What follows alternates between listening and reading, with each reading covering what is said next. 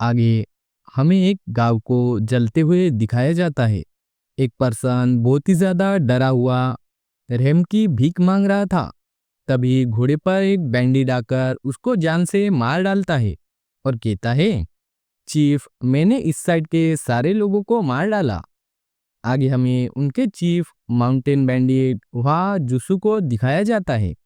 आगे वो bandit chief कहता है, अगर इस विलेज में कोई बचा है तो वो सिर्फ तुम हो बच्चे, इसलिए मैं तुम्हें भी अपनी फैमिली के पास ही भेज देता हूँ। इतना कहकर वो अपनी शॉट चला देता है। तभी किसी का हाथ उसकी शॉट को ब्लॉक कर देता है। इसे देख वो बैंडिट चीफ हैरान हो गया था। तभी कोई कहता है, बच्चे, क्या तुम ठीक हो? अब तुम्हें टेंशन लेने की कोई जरूरत नहीं है। आगे से वो बैंडिट चीफ मन में कहता है, ये तो एक मॉन्क है, आखिर ये मेरे इतने क्लोज कब आया? वो बहुत रिलैक्स है और उसने मेरी शॉट को बिना देखे ही रोक दिया। वो तो मुझसे काफी ज्यादा स्ट्रोंगर लगता है। आगे से उसके साथी चिल्लाते हुए कहते हैं, ओए बुड्ढे, तेरी हिम्मत कैसे हुई हमारे चीफ को रोकने की? तभी वो मॉन्क उस चीफ को पीछे झटक कर कहता है, बच्चे, क्या इस विलेज में और कोई जिंदा है? और हाथ बढ़ाते हुए कहता है, अगर तुम्हारे पास जाने के लिए कोई और जगह नहीं है तो तुम मेरे साथ आ सकते हो। आगे से वो बच्चा भी इसके लिए मान जाता है। इसे सुन वो मॉन्क कहता है, ठीक है, चलो मेरे साथ चलो। हम डिटेल्स के बारे में बाद में बात करेंगे, पहले मुझे इन सभी हरामियों की खबर लेने दो। तभी कोई कहता है, ये हेनान का सोंगशान माउंटेन है और इन्हीं माउंटेन्स में फेमस शाओलिन टेम्पल भी है। टेम्पल में सभी डिसाइपल्स अपनी ट्रेनिंग कर रहे थे। आगे हमें खिड़की में खड़े मॉन्क को दिखाया जाता है। तभी कोई उससे कहता है, क्या आपने मुझे बुलाया? क्या कोई बात है? और ये पर्सन होता है वन हो, जिसे लिटिल बुद्धा ड्रैगन भी कहा जाता है। आगे वो मॉन्क कहता है, मैंने तुम्हें यहाँ पर बुलाया क्योंकि मुझे तुमसे कुछ बात करनी थी। क्या तुम्हें वॉन्डरिंग स्पारिंग फैनेटिक के बारे में पता है? इसे सुन वन हो कहता है, क्या आप उस अननोन सन की पर्सन के बारे में बोल रहे हो जो मुरिम के टॉप 100 मार्शल मास्टर्स को डिफीट करने के लिए घूम रहा है? लेकिन ये सब तो बस एक अफवाह है। यहाँ तक कि रूमर्स ये भी है कि उसने rank number 53 the soaring flash shot योग जीवन को भी हराया है। लेकिन क्या आप कहना चाहते हो कि वो वॉन्डरिंग स्पारिंग फैनेटिक की रूमर्स सच है? आगे से वो मॉन्क एक पेपर दिखाते हुए कहता है, जरा तुम इस पर लगे स्टैम्प को देखो। वो डेफिनेटली इंपीरियल फैमिली से बिलोंग करती है। और हंसते हुए कहते हैं, उस वॉन्डरिंग स्पारिंग फैनेटिक की एग्जिस्टेंस इंपॉर्टेंट नहीं है। उससे भी ज्यादा अमेजिंग बात यह है कि वो तुम्हारी एज का है। इसे सुन वन हो कहता है, ये बात कोई सेंस नहीं बनाती। आगे से मंक कहता है, ये वर्ल्ड बहुत बड़ा है, यहाँ पर न्यूमरस टैलेंटेड पीपल हो सकते हैं। आगे से वन हो कहता है, यहाँ पर लिखा है कि वो कल शाओलिन टेम्पल में आने वाला है। इस पर वो मॉन्क भी हाँ कहता है। नेक्स्ट सीन में हमें टेम्पल गेट पर खड़े दो गार्ड को दिखाया जाता है। तभी एक कहता है, आखिर तुम इतने आलसी क्यों हो? इस पर दूसरा टकला कहता है, अरे यार छोड़ो भी, आज यहाँ पर कोई आने वाला नहीं है। इसे सुन दूसरा टकला भड़कते हुए कहता है, तुम्हारा यही माइंडसेट एक दिन तुम्हें बहुत ज्यादा भारी पड़ेगा। तभी वो दोनों अलर्ट होते हुए कहते हैं, कोई तो आ रहा है। आगे से हमारा योन फुल स्वैग में एनर्जी रिलीज करते हुए आ रहा था। उसे देख वो टकला कहता है, इसकी इंटरनल एनर्जी काफी ज्यादा इनक्रेडिबल है। और कहता है, तुम कौन हो, वहीं पर रुक जाओ। इसे सुन योन भी रुककर आगे देखता है और कहता है, ये कपड़े, ये गंजे टकले, मतलब ये शाओलिन टेम्पल है। और आगे कहता है, मैं यहाँ पर अबॉट से मिलने आया हूँ। मैं पहले ही बता दूँ, अबॉट शाओलिन के हेड मॉन्क को कहा जाता है। इसे सुन वो दोनों कहते हैं, आखिर तुम कौन हो और कहाँ से आए हो? इस पर योन अपना फैमिली टैग दिखाते हुए कहता है, मैं योन हाउटाई शांजी के गोल्डन टाइगर वॉल क्लैन से आया हूँ। आगे से वो दोनों कन्फ्यूजन में थे और कहते हैं, हमारे यहाँ कोई विजिटर नहीं आने वाला था, तो हम तुम्हें अंदर नहीं जाने दे सकते। इसे सुन योन काफी ज्यादा गुस्से में भड़क गया था। योन के ब्लड लस्ट को देख एक टकला योन पर अटैक कर देता है, जिसकी लाठी को योन अपने हाथ से ही ब्लॉक कर देता है और कहता है, आखिर तुम ये क्या कर रहे हो? तभी वो टकला फिर से योन पर अटैक कर देता है, जिसे योन साइड हटकर डॉज कर लेता है। योन को ऐसा करता देख वो टकला गुस्से में काफी भड़क जाता है और फिर से अपनी मूवमेंट करते हुए आगे बढ़ता है। लेकिन योन एक जोरदार गुस्सा उसके टकले पर मारकर उसको ढेर कर डालता है और कहता है, तुम शाओलिन के कमीनो, तुम्हारी हिम्मत कैसे हुई मुझ पे ऐसे अटैक करने की? तभी कोई चिल्लाते हुए कहता है, उसने सीनियर ब्रदर पर एम्बुश कर दिया, ये एक इंट्रूडर है। इसे सुन एक मोटा लड़का सीटी बजाकर बाकी लोगों को सिग्नल देता है। उसका सिग्नल मिलते ही वो सभी लोग आग में भड़कते हुए सीधा योन पर अटैक कर देते हैं। योन भी थोड़ा घबराया हुआ उन सभी को फेस करने के लिए रेडी हो गया था। तभी कोई कहता है, सभी लोग रुक जाओ। इसे सुन वो सभी अपनी जगह पर ही जम जाते हैं। तभी वोन्हो आकर कहता है, आखिर तुम सब लोग यहाँ पर क्या कर रहे हो? आगे से एक टकला योन की तरफ फिंगर पॉइंट करते हुए कहता है, इस कमीने ने सीनियर ब्रदर पर अटैक किया, ये एक इंट्रूडर है।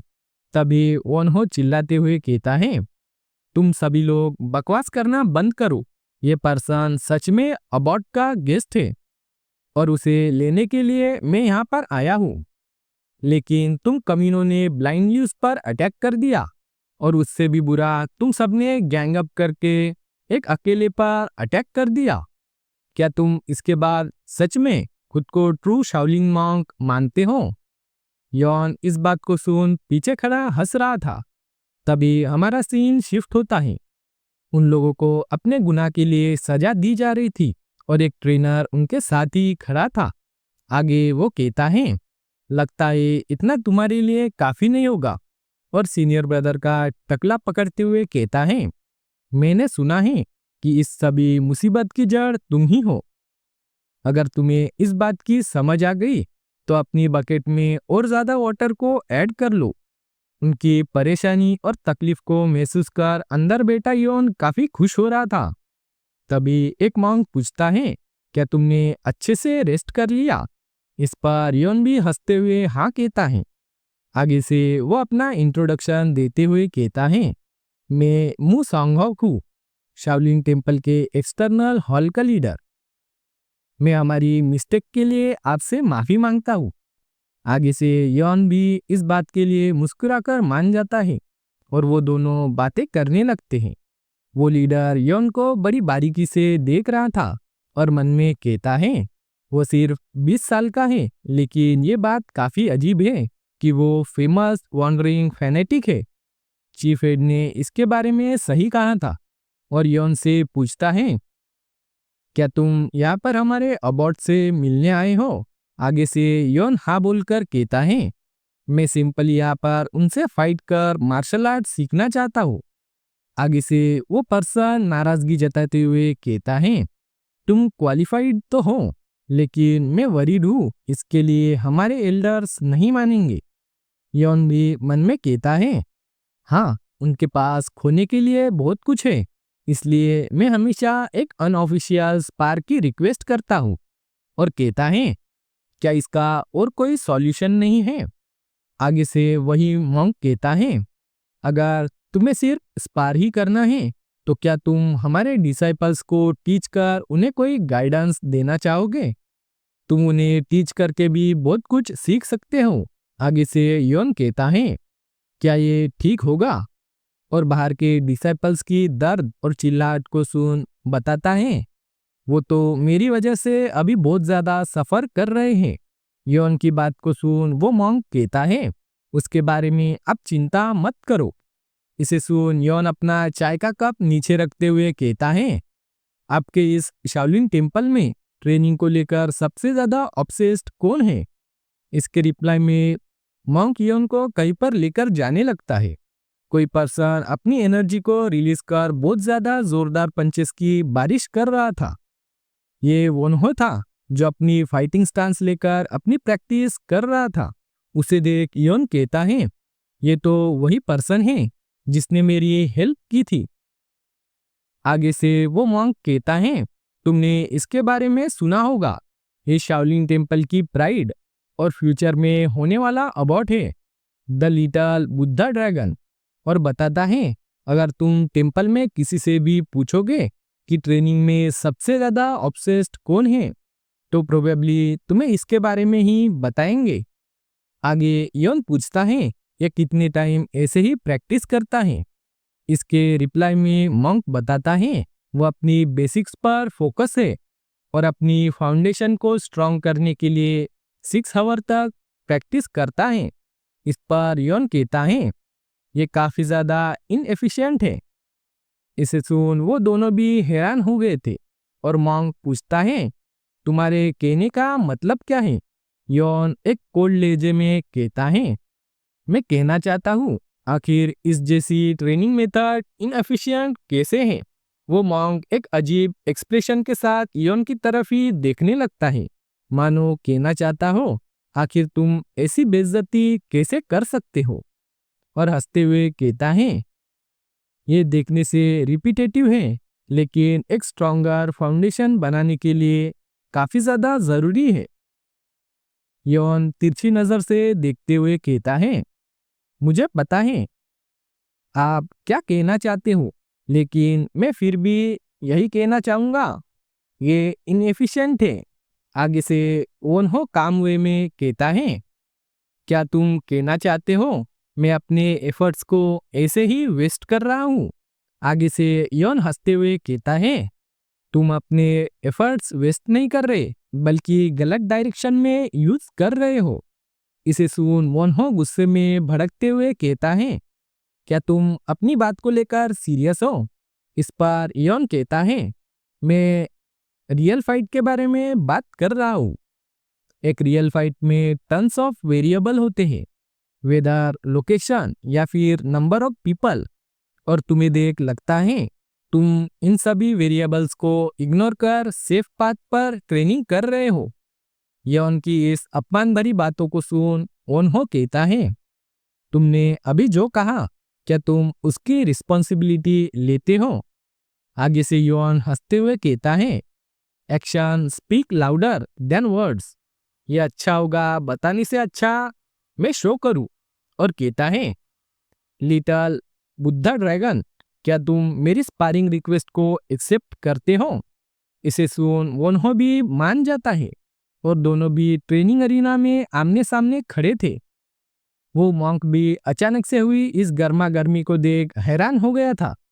तभी उनका सीनियर अबॉट वहां पर आते हुए कहता है, क्या वो वनरिंग स्पारिंग फेनेटिक है? और क्या स्पारिंग में वोनहो शाओलिन टेम्पल को रिप्रेजेंट कर रहा है? उनको देख वो मॉन्क सारी बातें एक्सप्लेन करके बताते हुए कहता है, हाँ वो दोनों स्पारिंग कर रहे हैं, लेकिन मुझे वोनहो की चिंता हो रही है। आगे वो अबॉट कहता है, चिंता मत करो, मैं श्योर हूँ उसने वोनहो को प्रोवोक किया, इसका कोई ना कोई रीजन जरूर होगा। आगे योन अपनी स्ट्रेचिंग करते हुए कहता है, मैं मूवीज के जैसे शाओलिन मॉन्क से फाइट कर रहा हूँ। मैंने अपना एक और टास्क कंप्लीट कर लिया। और गहरी नजर से देख कहता है, लेकिन इस लिटिल बुद्धा ड्रैगन के साथ कुछ तो अजीब है। वो डिस्ट्रैक्टेड है, क्या वो नर्वस हो गया है? मुझे रीजन नहीं पता, पर मैं अपने अपोनेंट पर कोई रेम नहीं दिखाऊंगा।